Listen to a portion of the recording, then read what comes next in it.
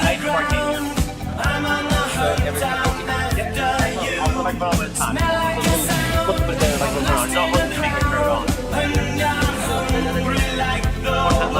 One up, the microphone turns on. I can just undo this door. Yeah, we'll go to that. Currently, the trick is that this is not working. The microphone is not placed in the proper position. Then I can turn up right here as needed. Alright, ready?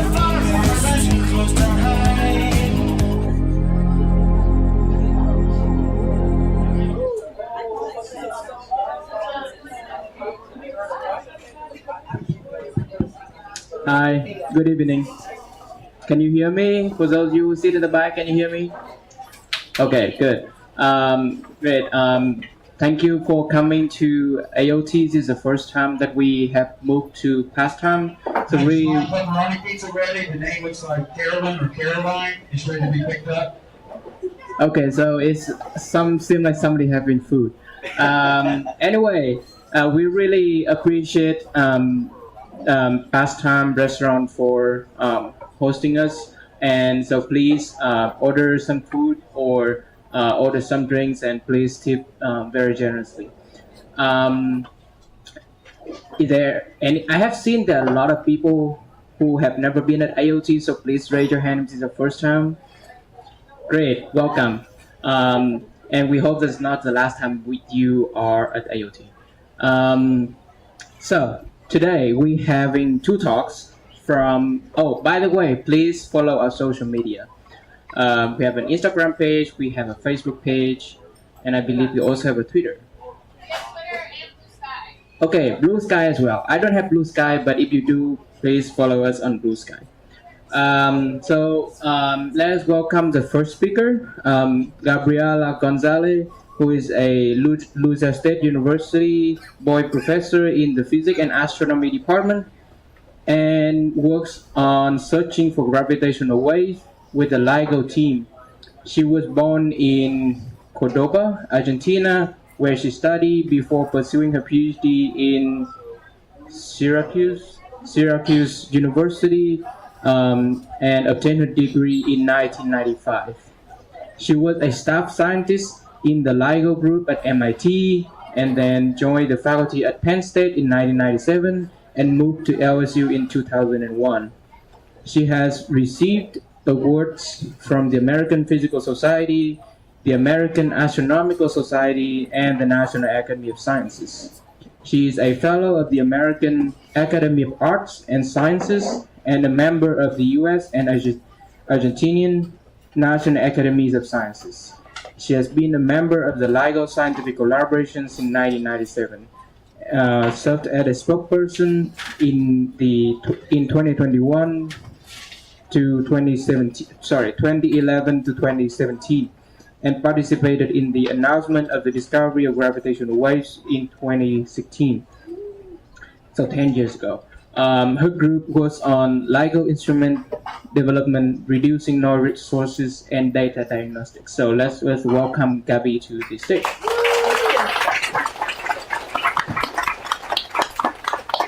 Thank you. And thank you all for coming. And again, I hope it's not the last time. So I've given some other talks at AOT before. I think you can find them on Facebook.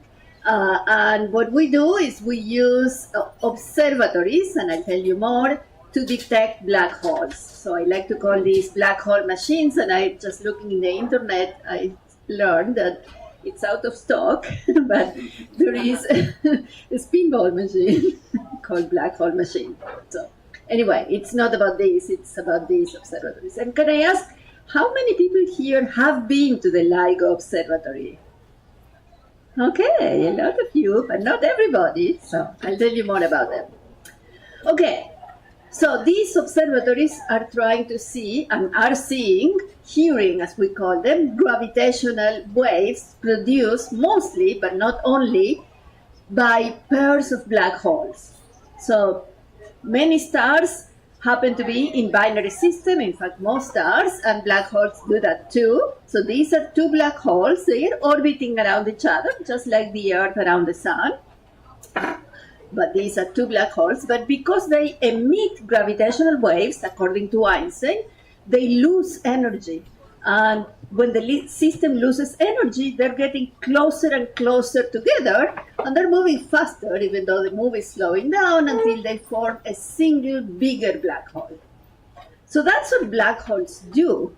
They not only move and merge and collide, as we like to see, these are collisions of black holes, but they produce these ripples in space-time. They change distances. They also change clocks, but we like to think about distances. So as they move like that, they are producing these gravitational waves that travel to the rest of the universe. And what those gravitational waves do is change distances in a very particular way. And this is all according to Einstein's theory. So if they make this distance longer, they make this distance shorter. And that's what this is trying to see. This is a gravitational wave traveling in this direction, and you can see that these circles are converting into small ellipses and then ellipses in the opposite direction. So what we want to measure is these changes in distances. Einstein published this 100 years ago, in 1916, and in that paper, one of the sentences putting numbers in there said, this is a negligible effect, meaning it was probably never going to be observed. It took 100 years, almost, but we did observe it. So let me tell you about the machines that do that. The way we do it is with interferometers. So we have a laser that is split in two by a beam splitter. Half the light goes that way, half the light goes this way. And that shaking that you saw, it's not the shaking of the mirrors, it's a change in distance of the space-time produced by the gravitational wave. So this is a light wave, not the gravitational wave. So the light goes that way and comes back. This light goes that way and comes back. And then there are two beams coming here and from here. And if these two distances are the same, these two beams cancel each other. So there's no light coming out of the interferometer. But if a gravitational wave goes through, or a rabbit goes through, these distances will change, and then here there will be a flickering of the light. So instead of having no light, we'll have more light, less light, more light, less light. So if we put a photocell, and that's what we do, we put a photocell in here, and that will measure, we can calibrate this in a change in distance and then in an amplitude of a gravitational wave. Now Einstein was right, and that change in distance, even though it is proportional to the distance, so we want to make these interferometers very long, but it's really, really, really, really small. So it took a long, long time to develop the technologies to finally be able to measure these gravitational waves. And in the US, there were two observatories built in the 90s, so that was a long time ago. And I was here when this wasn't here yet. This is a LIGO Livingston Observatory, and it's an L-shaped interferometer like this one, but it's 2.5 miles long, 4 kilometers long. We like metric system. So it's very long because the amplitude of the gravitational wave is a fractional change in distance. It's a change in distance divided by the distance. So the longer the baseline, the easier it is to measure it. So these two detectors in Livingston, Louisiana, and in Hanford, Washington, 3,000 kilometers away, are 4 kilometers in arm length. We take data with a 3-kilometer detector in Italy, in Cascina near Pisa, a beautiful place. There's another smaller detector that's about to be decommissioned in Germany that's only 600 meters long. This one was used to develop a lot of technologies. There's one in Japan, 3 kilometers long, inside the mountain. And there's one that just broke ground to begin being built in India. That's going to be, it's LIGO India because it's going to be the same technology as this. So this is a worldwide network, and we all collaborate with each other. But I should tell you that the ones in the US are the best. We are a bit competitive too. And in 2015, it took us a few months to convince ourselves and convince the rest of the world, but in 2015, September 14, 2015, we had a huge surprise. We were about to begin practicing to take data with the second generation of these LIGO detectors. It was the first generation built in the 90s, operated in the 2000s. In the 2010s, we began building what we call advanced LIGO detectors. By the way, I didn't mention LIGO means laser interferometer gravitational wave observatory. And it's not LIGO, because we didn't like that, so there's no W, it's LIGO.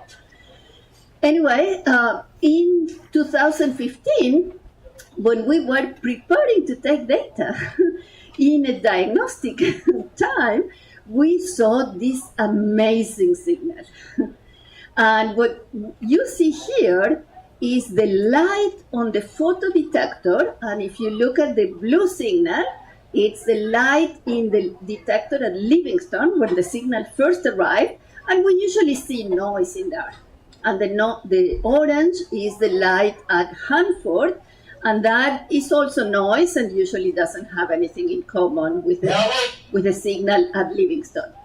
But here, you can see there's a sine wave that grows in amplitude and frequency and decays. So this is what Einstein's equations predict for two masses that are going around each other and getting closer and closer and merging and bringing down.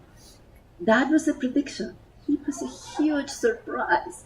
Look at how similar these signals are, even though they are measured 3,000 kilometers away. The blue signal is here in Louisiana. The red signal is in Washington State. It was incredible, and I mean incredible, because we have to get convinced about that. Now, that change in distance that I was showing before is related to this. This is a strain. This is a fractional change in distance, 10 to the minus 21. That's very, very small. That means that this was 4 kilometers long, and that change in distance that I exaggerated so much in the previous animation, that was 4 parts in 1,000 of a proton diameter. And of course, many people did not believe this could be measured, and that's why we had to be really, really sure that this was true. We knew we had the technology to measure this with this sensitivity, but we didn't expect such a clear signal. By the way, from this frequency, we could tell that these were two big black holes, 30 times the mass of the sun each, and that they were very, very far away. They were very far away when they collided. They were 400 megaparsecs away. That's more than 1 billion light years away. 1 billion light years. There were no humans on Earth. There were no animals on Earth yet. Anyway, how do we do that? And actually, like I said, I have in the past talked about the astrophysics of the signals we have detected. This time I wanted to tell you a little more about the technology, the amazing machines that we had to build to detect these tiny, tiny signals.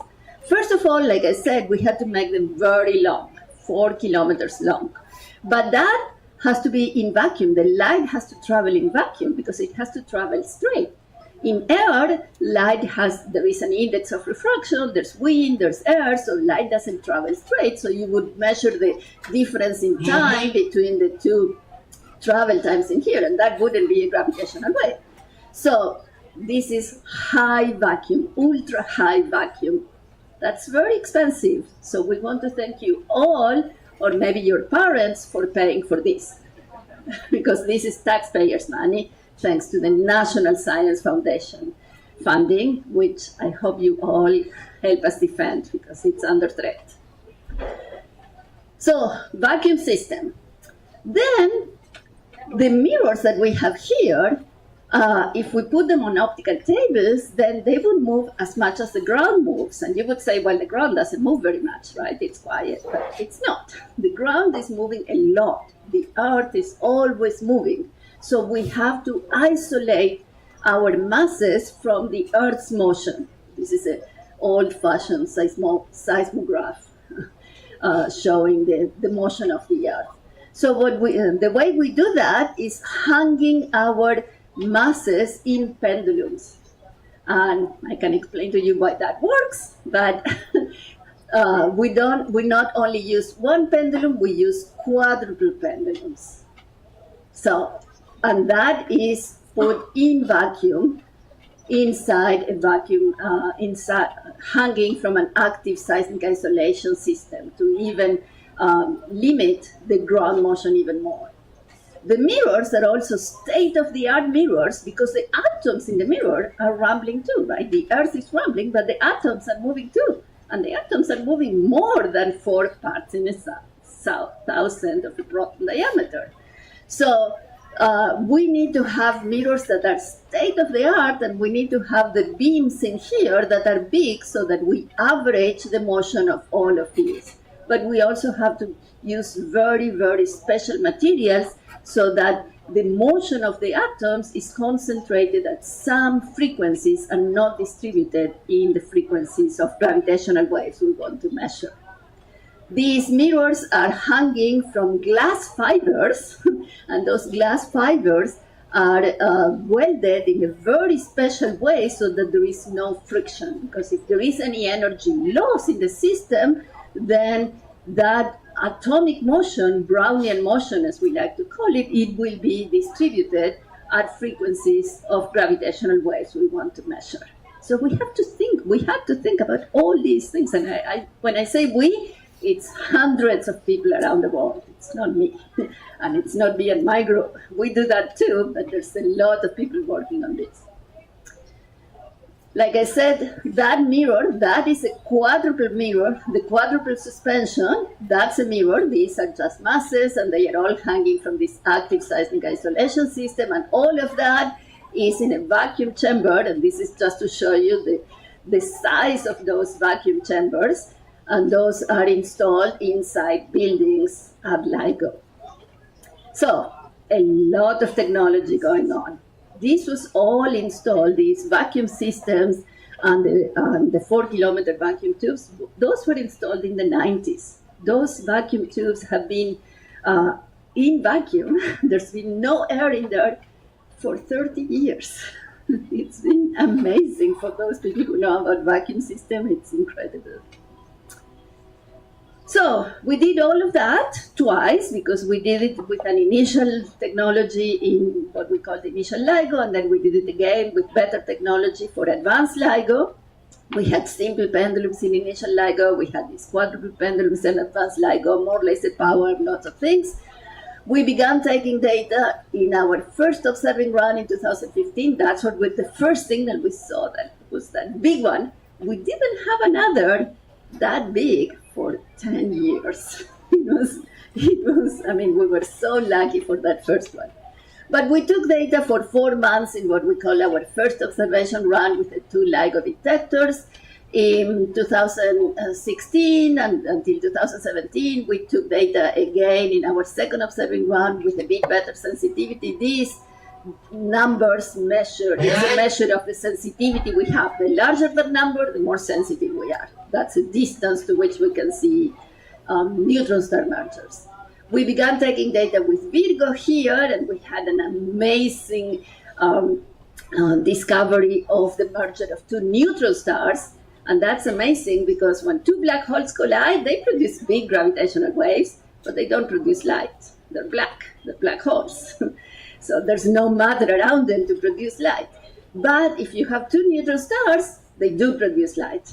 And they produce light in all wavelengths. It was an amazing discovery. It was one of the big astronomy discoveries in history, I think, although Tavi might correct me. So that was amazing. Then we took a longer break. Then we had a third observing run. Kagra joined us, and then we had COVID and a longer break. And we began taking data again at the end of 2023 with our fourth observing run that ended last year, well, not the previous year, and we are taking a break now, and we'll take data again in October. So we have discovered lots of things after that first one. And let me show you. I like this way. So here is that timeline I showed you before. In that first 4 months, that was the first merger. So each of these things is two black holes merging into a bigger black hole. The vertical scale measures the size of the system, the size of the masses in solar masses. So these were all two black holes merging into a bigger black hole. This one were two neutron stars merging in what we think it's probably a small black hole, but we could not tell. So we don't know what that is. When we don't know what that is, we put it half orange, half blue. So we had 10 black hole mergers, not just one, in the first two observing runs, and one neutron star merger. We were in business. So that was here, or 102. In the first part of 03, sometimes when the observing runs are long, we break it into parts. So in the first part of 03, we published another catalog, and then we had 40 black hole mergers, and only one other neutron star merger that didn't have electromagnetic counterparts. And then we had a neutron star black hole, so we said, well, we have one of each. But we are doing astronomy now. We are doing black hole astronomy with all these signals. So that was first part of 03. This was all of 03 together. We saw another neutron star black holes. We saw another one in which this mass, again, we cannot tell whether this is a small black hole or a really big neutron star. We think it's a small black hole, but we don't have enough detail. We don't have enough sensitivity to tell. And this was the last first part of the last observing run. We are still analyzing data here. So there's more to come. There's more to come for the analysis of this, and there's the one that will start in October this year. So there's a lot of astronomy here, gravitational wave astronomy. But again, being an instrumentalist, what I want to tell you more is about how did we make progress in these 10 years? How come we are discovering at a higher rate? Here we were seeing about one black hole merger a month. Here we were seeing 2 or 3 a week. So that was amazing. I like showing this plot. This was our first discovery of this big system. That was very nice to see. This was another similar system, but in masses of the black holes, but the noise is so much smaller that you can tell a lot more detail. And this is in the same vacuum system, with the same quadruple pendulums. So what happened in these 10 years, this was 2015, this was 2025, 10 years. What's the progress we've made? That's what I want to tell you. So, first, it's not just a Michelson detector.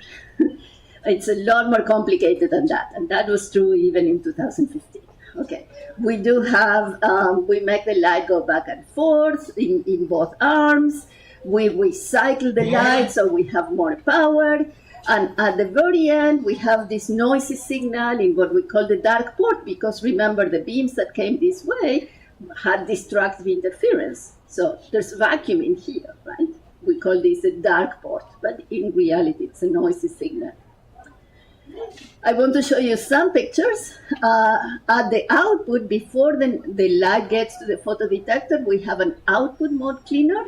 That's a cavity with 4 mirrors. When we make the light go back and through, the vacuum go back and through, back and forth, so that we clean it. That's why we call this a cleaner. That's a suspended, this is suspended in here. And just to show you the context, this is the size of the vacuum chamber where those are, and these are 2 LSU people. This is my husband, who was a quantum gravity theorist, and this is Ken, who is somewhere here, yes.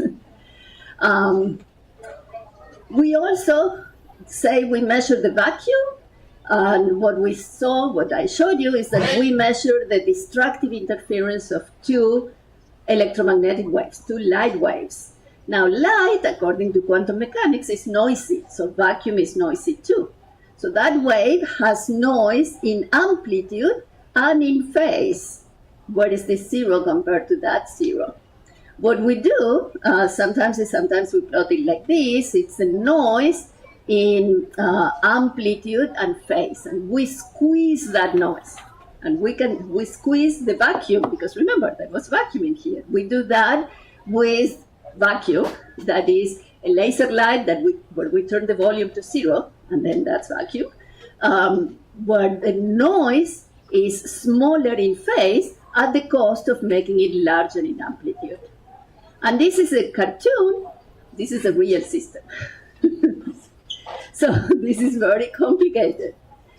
And one of the latest things we have done before 04, that was an improvement between 03 and 04, was taking away that cost of increasing the noise in amplitude. Here we can squeeze in phase, we can make this small at the cost of making this small. So this zero is very well determined, but this amplitude is much worse.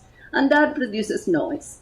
So we have made, and this is all quantum theoretical calculations, that let you know that if you make that vacuum, and notice that's a dashed line, if you make that vacuum go through another pair of two mirrors, so it goes back and forth between these two mirrors, and then comes back to the interferometer, then depending on the length of this cavity, this will be squeezed in phase at high frequencies where we care, and it will be squeezed in amplitude at low frequencies where it cares.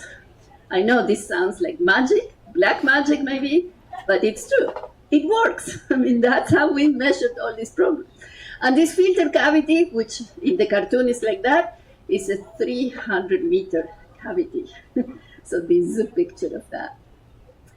The latest thing we have done, and I think that's a movie, can you press it, is installed a big beam splitter in here, bigger than we had before. This is a bigger beam splitter, and here you will see the beam splitter get craned into there. It was prepared in a different place. It took 2 years to build. It was prepared in a different facility, and then it was put here in a clean room, and then it had to be transported with a crane to be put in place there. And that happened just last week.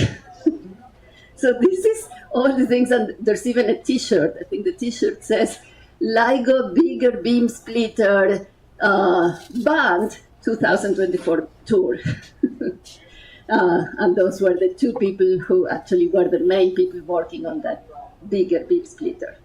So this is just a sampler of all the things we need to do to make these black hole detection machines work. We don't produce black holes, we detect them, but we've been getting better and better into it. And before I finish and say thank you, let me tell you that there's the LIGO Livingston. You can go and visit LIGO Livingston. There's an open house every first Saturday of the month. It opens at 10 a.m. and that's this Saturday. So you can go this Saturday and visit LIGO. And it's not just the detector. You will get to the control room. You will talk to scientists there. You will also play, because there's a lot of interactive exhibits. So this is not just a family-friendly, because adults like me love playing with those toys. So you can go and learn about the technology in LIGO and visit LIGO this Saturday or any first Saturday of the month. Thank you.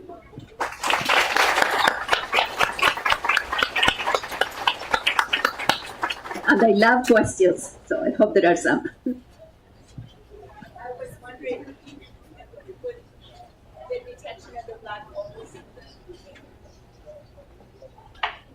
Yeah. So you said that there was more detection. I had thought that the black holes occur at times, but it seems like there's a lot more of them than I expected. What does that mean?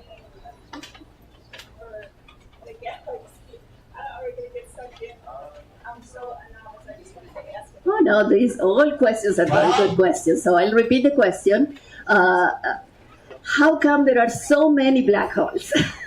I think that's a summary. Yes, in fact, it turns out that before our first detection, people suspected that black holes, just like stars, were in binary systems. And if they were in binary systems, they would get closer and collide. That is seen with stars, so it was assumed that that was true with black holes. But nobody had seen a binary black hole system.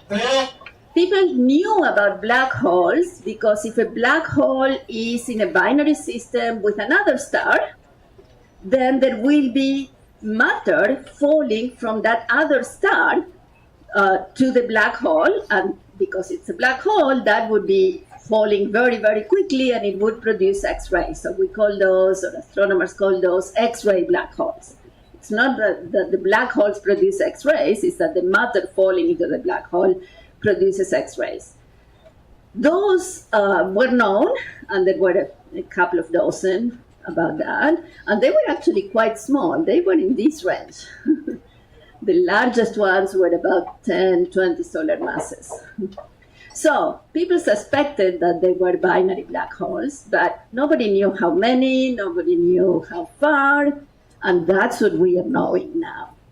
There are bigger black holes at the center of galaxies, and those are also in binary systems because there are many galaxies that are colliding with each other. And those do produce gravitational waves too, but they are at a much, much lower frequency than our detectors can sense. But there are other ways to look for those. There is a space detector called LISA.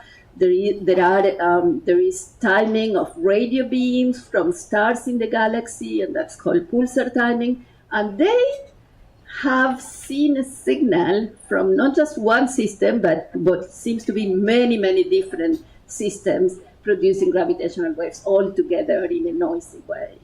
So there are lots of things we are learning. Sorry, that was a long answer. What is the effect of that? There's so many black holes. Is it something? Is it an effect of these black holes? Well, the effect is really, really small. We need to build this very, very sensitive technology to get these very, very small distance changes. So the effect is very small. We like to say that the universe is transparent to gravitational waves because gravitational waves interact so weakly. People might have heard about neutrinos. Neutrinos are going through us all the time, and because there is little interaction with them, we don't know unless we build very sensitive detectors. That's the same with this. Is there a reason as to why at the beginning you were seeing the neutron stars, like the small little orange ones, but now recently we haven't seen any? That's a great question, and I don't know the answer. In fact, when we saw this one, I have to say we've been so lucky in this field because we saw this one and we were taking data with Virgo. We had just begun taking with Virgo a couple of weeks before we saw that signal.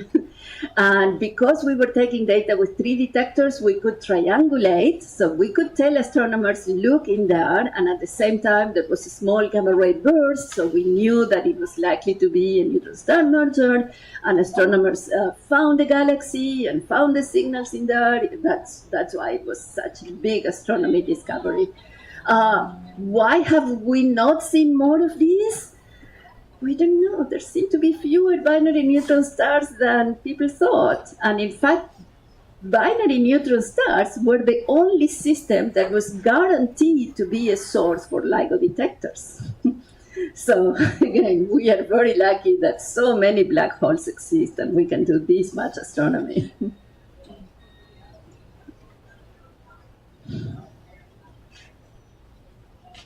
I'm going to be sad if there are no more questions, but that's okay. Nola? What did you think that I was going to top your discovery of gravitational waves with?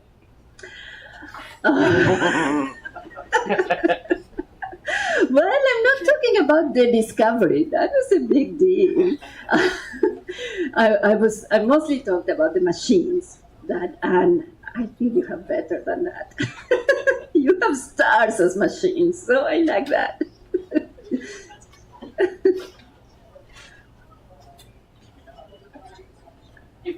about LIGO Livingston as being the most sophisticated gravitational wave detector around. Is there any plans to upgrade any of these other detectors to get up to your level? Well, the LIGO detectors are the ones that have the best sensitivity, record sensitivity, about 3 times the Virgo detector, a lot more than Kagra, but that has had to do with different reasons. It's not so much that they are not using the high technology, but they are using slightly different technology, and they have found other problems that need to work on. And they also started a lot later. Well, Virgo started about a year or 2 years behind LIGO, and Kagra started only a few years ago instead of 30 years ago. So so there's a lot. It takes a lot of time to make progress with these detectors. And like I said, we work together, we share technologies, but we don't all have the same technologies. So we all learn from each other. And y'all seem to be constantly improving. Are there plans to, you seem to be very far ahead of some of these other detectors? Yes, yes. Bring them to make them more sensitive enough. Yes, in fact, one of the big upgrades in Virgo is doing something that we did just in case in LIGO, and it turned out to be strictly necessary. So they are doing that, but it's a big investment they need to do. But we have a limit on 4-kilometer long facilities. We are limited by very fundamental noises. So we have bigger plans, both in Europe and the US, to make this detector longer. So not this detector in Livingston, but in general. We have plans to build we have a concept for building something that we call Cosmic Explorer. That would be an L-shaped detector that's not 4 kilometers long, but it would be 40 kilometers long. 10 times better. And this is outside of the question of the space interferometry. And that is different, right? Because this would make it more sensitive to black holes like these and more neutron stars. We would have a lot more neutron stars. Now that we know there are some, but not as many, we need to be 10 times more sensitive to see many more of these. So that's where we are going. I think there was a question there, and then... Yeah, well, I think you answered it a few different times, but I was just going to ask, it's really, interesting, the LIGO research, but, with this information, what's the next steps for, further discovery? Yeah, the next steps are better facilities. So we still have several things we want to improve. Like I showed, the bigger beam splitter. We actually, there is a lot of research being done with masses, mirrors, that are going to have less energy loss and then less Brownian motion, less of this atomic motion at the frequencies that we care. So there are things we can do better. We think we can get a factor of 2 better, but not a factor of 10. For a factor of 10, we need longer detectors.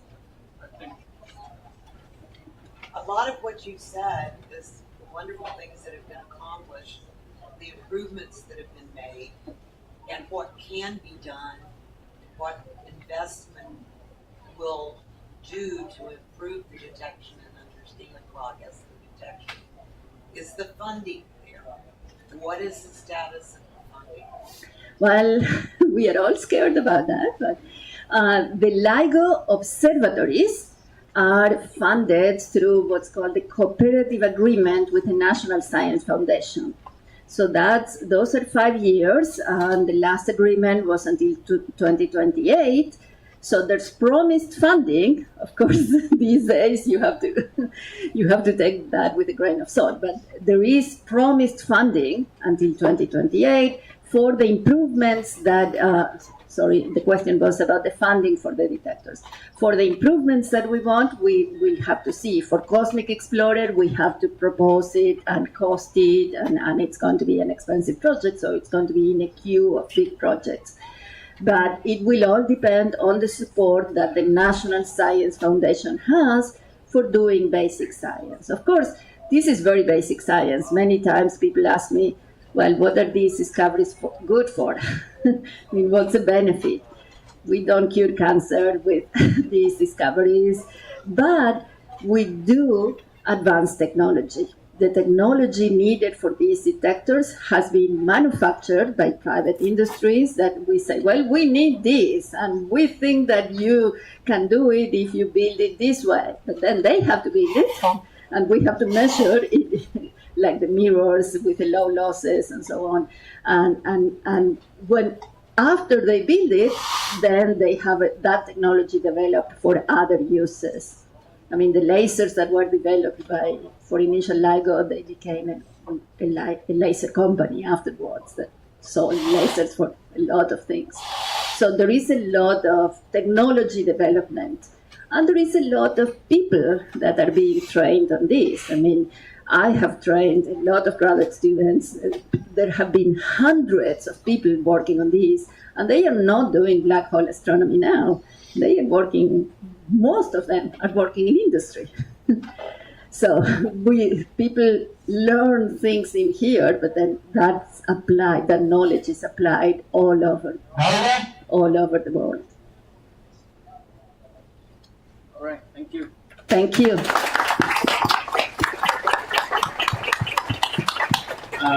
We hope you enjoyed the first talk. So for those of you who have never been at LT, we usually have 10 minutes for intermission, in which you can go get some drinks or go order some food. But very importantly, we have a trivia that's going to be running on the screen. And that will be, I will let it run for 3 rounds, and then we'll get back to you within 10 minutes.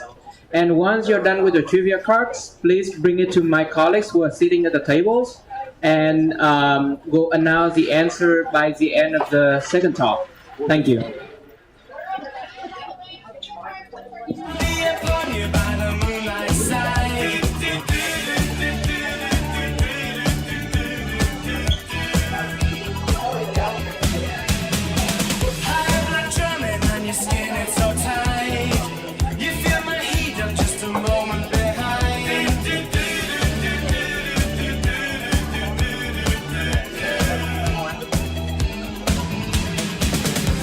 In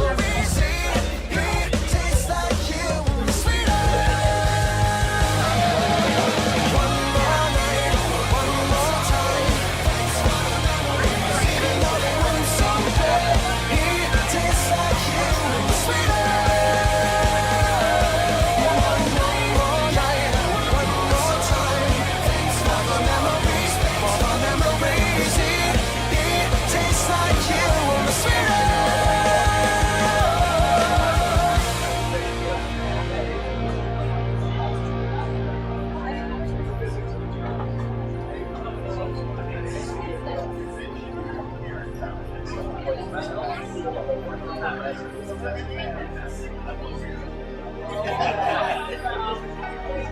course, it was like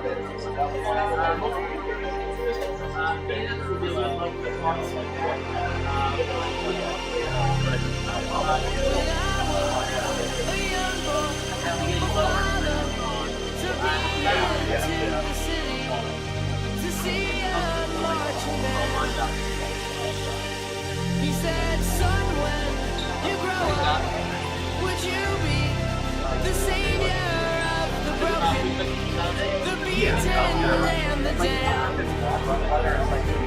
He said, will you defeat them, your demons, and all the non-believers, the plans that they have made? Because one day I'll leave you a phantom to lead you in the summer to join the black parade.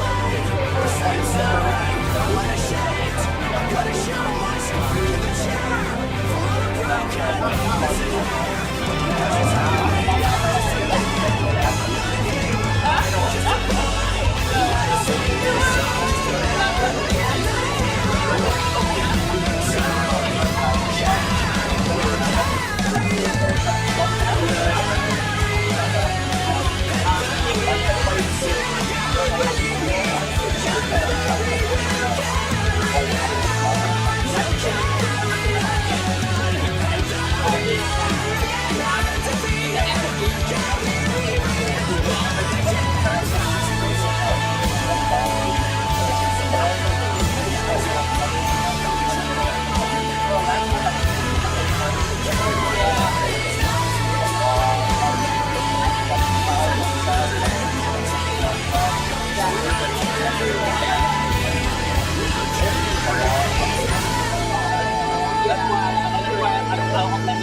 probably won't be this fall. I'll probably want to scout out the location first before you can do it.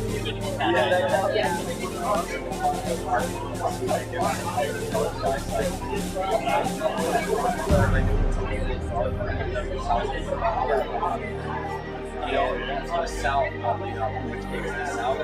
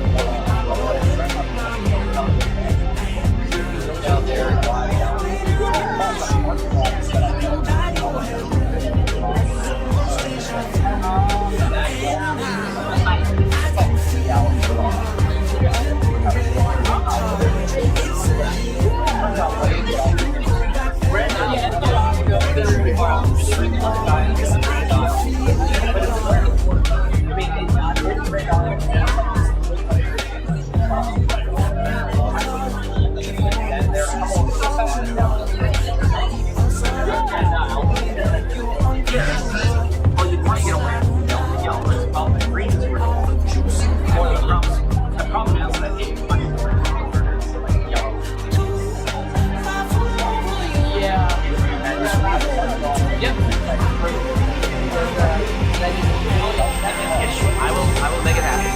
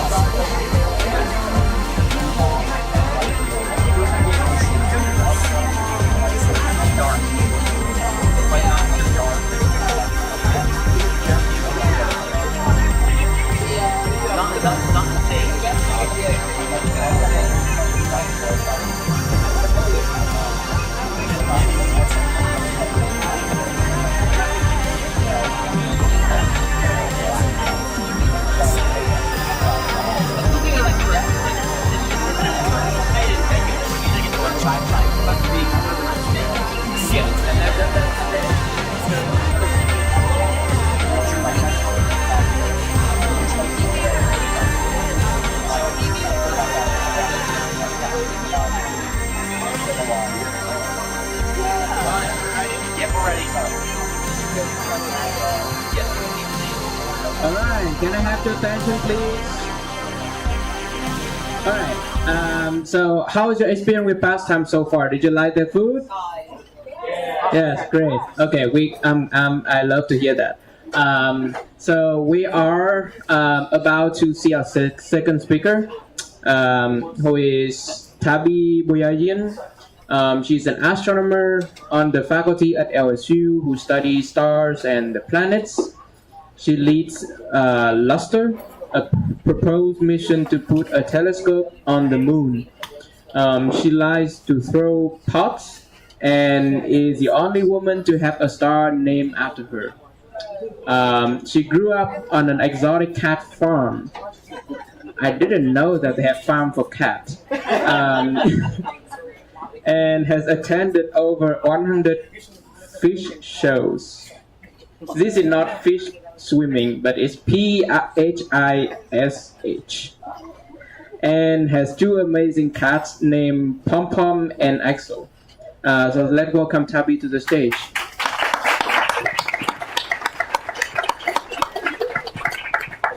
Hi.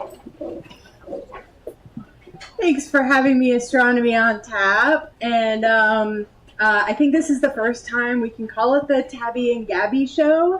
I was pretty excited to hear that actually happen. There was a professor here a long time ago. Well, not a long time ago, but he passed away a couple of years ago. He was a professor for a long time here, Arlo Landolt, and he used to always kind of brand the two of us as the Tabby and Gabby show.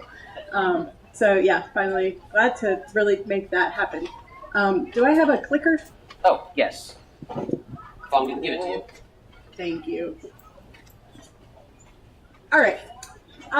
So today I'm going to talk to you about escaping gravity on a definitely not flat planet. And to be honest, like, with the events happening in this past month or so, with the launch of the Artemis program and sending people around the moon, if you have not heard about that, you've been living under a very big rock. But I've always been really interested in like why this whole like flat Earth theme keeps coming up. So just a little bit about that. Not to spoil the whole thing, but this talk is not going to be on flat earthers. I wanted to actually like kind of dive into it, but once I started doing my homework, I realized that it really wasn't worth my time to put an effort into understanding what apparently 1 out of 4 people don't understand, is that the Earth is actually round. So this flat Earth theory, in my opinion, isn't actually a theory. It's a rejection of science in favor of suspicion. And the reason why I bring this up is that we learned the Earth was not flat, that it was round several thousand years ago, and we have observed it with our eyeballs. We have seen rockets launch into space, send pictures back. But despite all of this, for the past 70 plus years of seeing these pictures come in from space, there are people still thinking that we're faking it. And this is all rooted in this belief in conspiracies. And I mean, we've all heard of conspiracies. There's one that happened like, a couple days ago, like last weekend. Like, they're happening all the time, right? Whatever your beliefs are and stuff like that, like, I mean, take a step back, look at the evidence, and like, how much effort would it take to fake some shit like this, right? So, against all logic, there's still people out there, but they don't really deserve more than 2 minutes of my time. Sorry about that. Sorry, not sorry. Okay, so I decided to just kind of switch this talk. Instead of talking about flat earthers and them disproving everything that we've ever done in the accomplishments with spaceflight, I'm going to talk about the accomplishments of spaceflight, because that's really freaking awesome. So this talk is mainly focused on American spaceflight. I will just, we're the best. We're kind of the center of the world and all that. And it's going to touch on each one of these topics. I'm not going to go into, depth in each one of these. I just want to kind of give like a broad arc covering each one of these topics, and then kind of leave you with some like food for thought. Rocketry first started out with Robert Goddard in 1926. He developed the first liquid-propelled rocket. This is kind of cool because if you think about it, this is only 23 years after the Kitty Hawk, right? Kitty Hawk, first plane, Wright brothers, right? Like first propelled aircraft that was flying in the air. This is like a rocket, right? Small rocket, but still rocket. So Robert Goddard is now the father, or known as the father of rocketry. He has a NASA center named after him. You get the picture. A little bit later, there's Werner von Braun. He has a very, very interesting story background. He was like the Nazi lead engineer for their rocket programs. And basically, like, we got him. He came to the U.S. and he developed the V2 rocket, and pretty much the basis of the Apollo program was all under his supervision. So, fun fact, so I actually work with the von Braun. That is his great nephew. And despite being pretty humble about his lineage, he does drop some like rocket science jokes every now and again that are hilarious. Anyway, so Werner von Braun, another fun fact is that he built this Saturn V rocket, this rocket that went to the moon, took humans to the moon in the late 60s and early 70s. But in his mind, he never really wanted to stop at the moon. He wanted to go to Mars. So this rocket was so much bigger. It was just way bigger than you needed to actually go to the moon. You could go to Mars with this rocket. Anyway, so he wrote a book on that. That's what's shown over there. Okay. So, we've heard of this thing called the space race. This is a race between the U.S. and then called the USSR, which is now known as Russia. This started in 1955. And to start off, for the first several accomplishments, Russia was winning, or they won. So they put up this first probe here, Sputnik. Have you ever seen that movie October Sky? This thing goes beep, beep, beep, and everybody's like freaking out. Okay, everybody freaked out when that happened. A couple months later, they launched a dog. It was a stray dog they found on the streets. They knew they wasn't going to recover it. It's a sad story. I think they built a statue for it now. So there is Laika over there, flew it into space to do some tests, and then just a couple years later, the first person to go to space, Yuri Gagarin, right here on April 12th, 1961, first person in space. There is a thing called Yuri's Night. If you Google it, it's totally a thing. You can celebrate it if you're like really big space nerd. Some of us do. Anyway, okay, so all this happened in a very, very short amount of time. And then the U.S. says, okay, well, we respond with Project Mercury. So the U.S. is a lot more organized and humane about its spaceflight development. And so Project Mercury started out with sending a chimp up into space and said, okay, well, we send people up into space. Will they be able to respond to commands and press buttons and things like that? Because we knew nothing. So we sent a chimp up with full intention of bringing this chimp back down and recovering it, which we did. It lived another 30 years in the DC Zoo after it went up into space. So his name was Ham. He flew up into space about 16 minutes, crashed in the ocean, and this helped prove to us, okay, yes, we can do it. All right. So the actual, testing part of Project Mercury was Ham, and then we actually were able to, realistically send people into space. And so a few months later, we had Alan Shepard, was the first American in space. This was a suborbital flight, so it didn't last very long. It lasted about 15 minutes.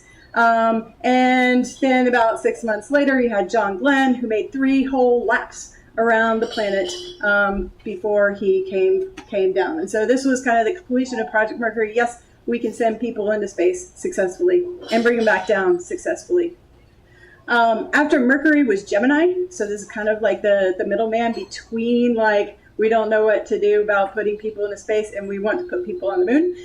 Gemini was kind of like working out kind of technology of what you do when you actually have people in space. You need your equipment to be able to talk to each other, and you need to have people be able to go out and do spacewalks. These sort of things you can't test here on Earth. And so as part of the Gemini program, you have the first spacewalk and the first space rendezvous. So 2 space vehicles kind of approaching each other and attaching each other. Very important for kind of the rest of the development here. And then came Apollo. So Apollo's main mission was put humans on the surface of the moon, bring it back safely. And so there were 6 Apollo missions, 11, 12, 14, 15, 16, and 17 that went out and did this. You notice I'm missing Apollo 13. There's a movie about that, but it just did a flyby. It didn't touch down and land. It's quite a good movie. It's Tom Hanks and probably some other people. Tom Hanks is the only one I remember. Anyway, so on Apollo 11, there was the first people to go and touch down and walk on the moon. So here you have Neil Armstrong, Buzz Aldrin, Michael Collins. And that was quite a accomplishment. The entire nation celebrated. When they came back, there were parades and all this fancy stuff, not just a meeting in the Oval Office. Okay, so one of my favorite things that came out of the Apollo missions was this picture. I think just more because it's symbolic of this is us kind of looking back at ourselves.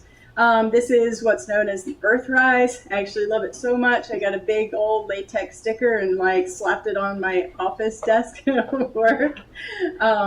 Yeah. Anyway, And I just kind of love the perspective and everything like that. And I'll revisit this here in a minute. Okay, so after Apollo 17, we kind of moved on and said, okay, well, we proved that we can put people on the moon. We want to actually improve our technologies more so we can do more better things far away. So this is where things kind of transitioned in what we call low Earth orbit. And at first, this was, just a few years after the Apollo mission. Notice the date here. This is a time in history where the U.S. and Russia, or the USSR, they didn't get along very well. But still, there is cooperative, stuff going on at a very technical level, right? Where each of us could have sabotaged each other in a very bad way. And that didn't happen. I think that's probably one of the most impressive things about this whole project. Anyhow, so this is the first project here where you have kind of the Apollo command module and the Suez, which is the Russian module, and they have this docking module. So if you have two spacecraft with your cosmonauts and your astronauts, and they need to go meet each other and then, I don't know, transfer supplies or whatever, you can do that. And so they did that. Okay, so Skylab was the first American space station.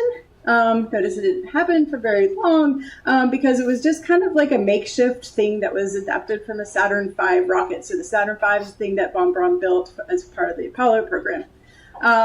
So the Skylab space station was occupied by 3 astronauts, successive crews, just for, a couple matter of months or something like that before it got decommissioned. But it was kind of a bridge between what we call the Apollo and the shuttle kind of timeline. And this is where you have these laboratories in low Earth orbit, so not way out by the moon. They're a few hundred miles up from us, but they're in orbit, getting to do science in this kind of microgravity simulation where you're still kind of close to Earth and you can kind of fix things where, if they go wrong fairly easily. Okay, so the next thing I wanted to introduce was the Shuttle MER program, which was 94 to 98. Notice there is a big time gap from 74 to 94. The American Spaceflight program. This MER was a space station, like the International Space Station, which I'm about to introduce. MER was a space station also previous before that, and it was kind of Russian built and led. I'm just skipping over that because I wanted to talk about this important kind of landmark here where we had this space shuttle that's shown right here go and rendezvous with this space station. And this again kind of strengthened the international collaborations between these 2 very countries to kind of set the stage for the International Space Station and really have people living for long periods of time up there in space. And there's some really crazy pictures. Apparently MER was not a great space station to be on. It was super dirty and nasty, and yeah, anyway, it was good riddance what it left. But it did its purpose. There's that. Okay, so Space Station. Space Station is flying right now. They have an app where you can actually track it. It's visible with your naked eye at certain times, typically at dusk or at dawn when the sunlight shines off of its solar panels. So this is the largest human-made object in orbit. It is enormous. These things are all kind of modular built because you can't just launch this big thing in a rocket. That wouldn't work.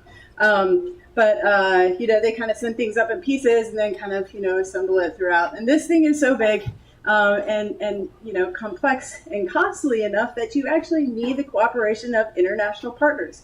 That's, I think, what space is kind of, needs is international partners. And there's some main contributors here, US, Russia, Europe, meaning the European Union, Japan, and Canada. So it's pretty much everybody's in the game here. And I think even folks from not those countries have actually visited the International Space Station as well. So it's been running for about 20 years. They're studying all sorts of things to kind of better our understanding of things in space and how they deal with the space, so we can kind of move on beyond Earth as a human race in long durations. Okay, this brings us to the Artemis program. So the Artemis program is NASA's plan to return humans to the moon. Ooh, did I do that? Maybe. We see. Let me find While you do that, I'm going to take a sip of beer. Alright. Your slides crashed. In the meantime, if you would like to, you can vote on our table board. Which is the new moon or the full moon. I voted new moon because new moons give you solar eclipses, which are like really cool. Alright. Yeah. Full moons light your way at night, so there's that. They're more useful. You typically don't get to see a solar eclipse unless you travel for it and you get good weather. Alright. Thank you. Sorry about that. Something crashed. Yeah, it was probably me. Okay. Anyway, back to the Artemis program. So a couple of years ago, NASA, I'm going to say finally got it together, but it's one of those projects that are like, behind schedule and over budget, blah, blah, blah. But in 2022, Artemis 1 launched, and this was an uncrewed mission that went to go fly around the moon and fly back, and just to kind of make sure that everything worked as it should before you put people on it. That makes sense. And then just a couple months ago, Artemis 2 came out, launched, and it sent these 4 lovely astronauts out around the moon, and came back, and it had many firsts that were associated with it. This was the first woman and African-American man to fly out into lunar space. This was the first non-American. There's one Canadian there that was part of the crew that was flew down in space. It was the furthest they've ever gone. So the Apollo missions have only gone and kind of done laps around the moon. They did a big kind of swoop, and so they kind of went a lot further around the moon. And they had a re-entry burn that was like from the quickest ever. And lots of things they're probably not telling us, not because of conspiracies. I'm just saying. Anyway, okay, it was such a success. And again, going back from the Apollo 8, Earthrise, this is the Artemis 2 Earth set picture. It's adorable. I need to get another sticker at another desk, apparently. Okay. Okay, so what's happening next with the Artemis program? They had in the schedule that Artemis 3 would put humans back on the moon, feet on the moon, boots on the moon, whatever it is. But then NASA had elected a new, administrator. Thank you. And the administrator went in, and he's changing lots of things. So like in the end, the timeline will actually flow better. And he's had lots of support for these changes that he's making. So essentially, Artemis 3 will no longer have boots on the moon, but you will have more of this kind of like testing in low Earth orbit with our new rockets and stuff, making sure that we have the capabilities that we need before we, start sending people way out there again. And then Artemis 4, which is only a couple years away, is planned for the actual moon landing, people on the moon, which, gauging from the crowd here, I'm guessing only a handful of you have actually experienced this, in real life, like you saw it on TV, in real time, right? Okay. Very exciting, people. Okay. All right. So what does this look like for our future? So we're not just going to put people back in the moon and do the same things that we did before, because that wouldn't be very fun, right? Or useful. Anyway, the idea is we want to establish a moon base there and really develop technologies to expand human exploration beyond the moon to the next planet over, this red planet over here called Mars, right? And by doing this, we're going to develop more technologies. We're creating partnerships with companies, private companies, industry, things like that. to help us along the way. And this is going to have us able to have long-term sustained presence in space. Very exciting. And I would like to mention also that all of this is also coincident with the space race, a new space race. That is actually, it's not a new space race. It's a different space race. It's a space race with China this time. So these are two graphs that showed the crewed. If you notice, I changed the word manned orbital launches per year to crewed because it just kind of makes more sense, right? Anyway. Okay, so crewed orbital launches per year. This is U.S., United States, and China. And there's reasons for all these blips. We can talk about that later. But these are the launches per year on the bottom one. And here you can see this yellow bit here. The colors are the same. The yellow bit here, they're really, really ramping up. And ends up that China is definitely on track, the same kind of track that we're on. And they mean business. They've been doing lots of really, really great stuff. And I don't think anything is bad when it comes to a little bit of competition. So that's going to be very exciting. And just a little bit of what you should actually expect with all this. Yes, we're going to have more rockets. We're going to have commercial, spaceflight. We're going to have better debris tracking because all the stuff we're putting up there, it doesn't come back down, it stays. That's hazardous. And then you can have some really cool technology developments in there, but you're probably not going to have this stuff over here on the right, like no warp drive or asteroid mining. Even though there's lots of companies out there that are working on this, it's not going to happen. It's not anytime soon. Okay. So real questions for the future, and this is kind of what I'm going to leave it on. With all this progress that we've made, here you have, some kind of bigger questions to think about. Who gets access to space and who benefits for it? And, what about why are we turning space, or are we turning space into this huge junkyard?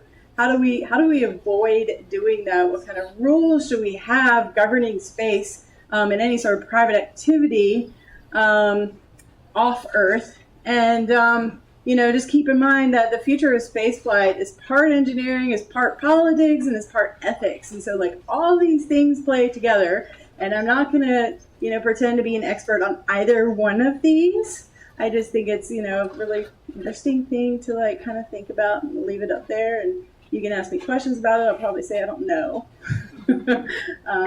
There you go. Yeah. Thank you.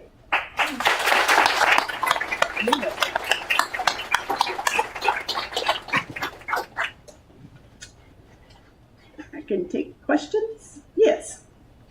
This was asked earlier, but I just wanted to apply it to this. I heard that NASA might be facing some possible budget cuts in the coming years. And I'm wondering how would those affect the next missions, like the next Artemis mission? The question was, how are any sort of budget cuts going to affect the Artemis missions? Yeah, I think same answer is fair. We just don't know. We're always worried about that. I think for this kind of program, I hate to say we're safe. I think that the current president is really gung-ho about getting us back to the moon, and that will help. As far as how that's going to happen, if it's going to be on reduced budgets and that sort of thing, it's hard to say. I think this cooperation between our government and private companies is definitely something that we should keep on our radar, because it's definitely going to play a role. Because before 20 years ago or so, 25 years ago, NASA was the one who sent rockets into space, right? And now there's rocket companies all over the place, right? These started, not just the ones from billionaires that you hear about, but there's other ones too. And so I think it's, I think competition is good again, right? So yeah, we'll have to see. Yes? Why do you think that's so long to go to the moon again? The question was, why is it taking us so long to go to the moon again? Because we've already been. Very good question. Well, first of all, NASA is very good at being safe and not hurting people. And so they have all these protocols because things have happened in the past that we've learned from. Thankfully, well, I want to say none of that bad stuff happened in the past during the Apollo missions, because they did. There were capsules that caught on fire, things that sank in the ocean. And Apollo 1 never flew because like they caught on fire during a test flight on the launch pad. And so and then you have I mean, you're probably too young to remember the Challenger and, the space shuttle things. Like, anyway, so things happen and you're like, oh crap, okay, this is a big worry. We have to do this. And so I think there's a lot of red tape when it comes to NASA and developing new things. And that's something that private companies don't really have. They kind of have the flexibility to kind of like take challenges up a bit more freely, not when you're dealing with people, but that would be my underlying guess. Plus, I don't know the numbers exactly, but back when the Apollo missions were being developed, they had a hefty amount of the budget and like national budget. I don't know what NASA's operating budget right now, including like these rockets and stuff are, but I think it's less than like 0.1% or something like that. It's not, it's really, really small. So, yes, sir. Has there been any, as far as turning into a junkyard, has there been any negotiations or any progress with countries and corporations about any rules? Particularly China. The question was, has there been any progress or anything happening with other companies with respect to the rules? So I don't know much about this. I can say two things. The astronomers have what's called the International Astronomical Union, which is like, they're basically the ones that said Pluto's not a planet. That's them. Okay. But they're there to kind of like, establish kind of things on like an international scale that aren't actually like rules.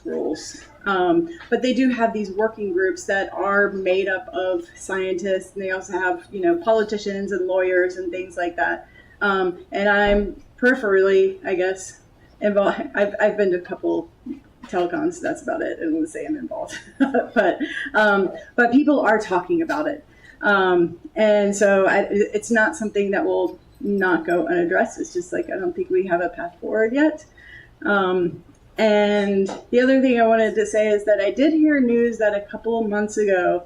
So we have these tracking systems on this debris and stuff like that that's floating around through space, and typically like our people that are watching this, they'll notify the world or the Chinese saying, hey, this is coming your way, and they have the same tracking things, but they've never done it in our direction. But apparently a couple months ago they did do it in our direction. They reached out to us, and so that going in the right direction.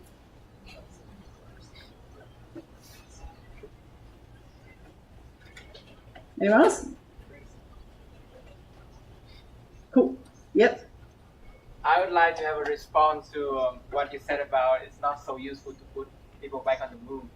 I think if we can put people back on the moon and have them live stream to the Earth, we'll have a lot of these people who believe that the first moon landing was fake. No. Now they're gonna No. give us better. If we actually live stream. No, they have excuses for everything. Like these people have the IQ of like room temperature, y'all, and they're like. No, I watched a couple of these videos with my homework for this talk, and I was like, "There's no way I can like." Huh? What room temperature are we talking about? Here in Celsius. Not Rankine, definitely not Rankine. Yeah. Any more questions? But it is flat Earth theory is a very fascinating sociological thing. There's one question. Anyway, yes. I was just wondering what kind of research you're doing right now. So research I'm doing right now. So I gave a talk a couple months ago on putting a telescope on the moon. So I've been doing a lot of work with that. This mission is still in kind of like the planning proposed stages. And so this just kind of like involves like, what would this look like? What would it, how would it actually get there? How would it operate? What would you look at? Like what kind of sensitivities do you need and things like that. Mm-hmm. Yes. Yeah, quick question. Why do you think China is choosing to race against us in like the new space race? Like what's the benefit for them doing it? I don't. The question is, why do you think China is choosing to race with us in the space race now? I don't think it's like a we want to race you and beat you kind of thing. I just think they're ready, right? Like, I mean, they just became technologically able and they got their stuff together and they're like, okay, this is what we're gonna do. This needs to happen, and it's so happened to kind of coincide with what we're going to do, kind of on the same scale. They don't really share a lot of information on what things are, but they have space stations. They have, a big rocket. They're doing lots of things. So I think they're definitely capable. Yeah. But one last thing with that, if you guys have like Apple TV, is that what it's called? Anyway, there's a show that they made called For All Mankind. If you're not familiar with it, and you like this kind of thing, I totally recommend it because it's one of those fake history shows where like they go back in history and they change one thing, and then like and then the whole story is about that, and the whole one thing that they change is like what happens if Russia won the space race and they put people on the moon first. And it's kind of cool to see like how things unfold with that. Anyway, so what happens if China lands on the moon first? How will things unfold? I don't know, but there's lots of possibilities. I think it'll really kind of kick it up a notch because we like to be number one. Yeah. All right, thanks, speaker again.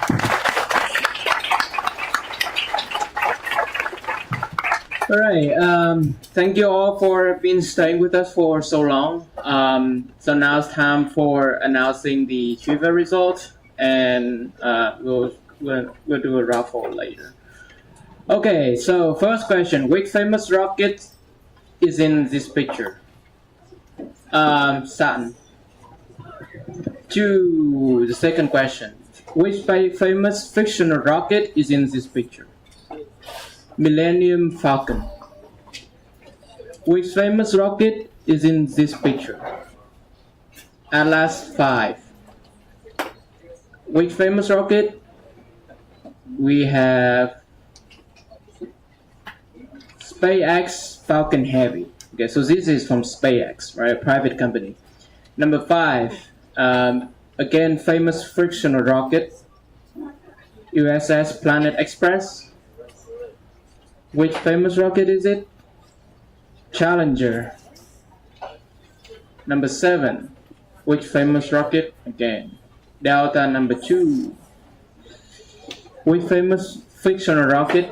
Oh, this one is familiar, right? Axiom. And another rocket, Artemis 2, which has just been launched, right, recently. And number 10, Heart of Gold.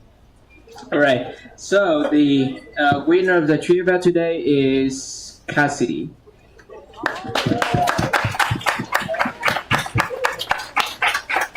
All right, now it's time for the raffle. Please take out the ticket that we gave you in the beginning, and I'm going to read a number. Is everybody ready? All right, let's see who's lucky today. Oh, it's a nice number. 05905. And the last digit is, can you guess? 6. No, not 6. 3, 2, 1. 8. Congratulations. Please see my colleagues at the desk and they will give you some free merch. And we thank you again for being here today. We'll see you next month. Turn it off first. My bad.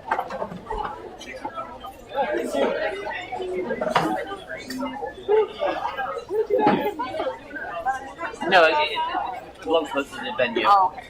The system they have up here doesn't quite connect the way we want it to, so we just do that directly. Yeah, basically. Let me turn this off. We'll still recording on. Hey, Professor.